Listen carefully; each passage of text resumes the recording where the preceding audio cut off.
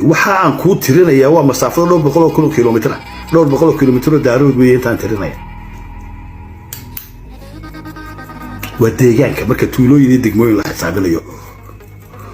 marka aqligayga yari anigu gadmi maayo ku ciyaari maayo waxaan qabaa anigu cabdigood ahaan inuu daaroodku ka dhul badan yahay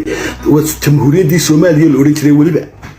haddii ogaadeen soo raacaan hadal ma jiraayadii heerka ogaadeen la yiraahdo iyo jid waa qabsame way teen absame oo dhami Itoobiya degay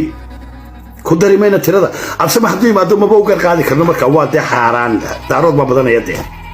dhul iyo deegaan iyo dadba markaynu de jid waa qabsame oo ah bartire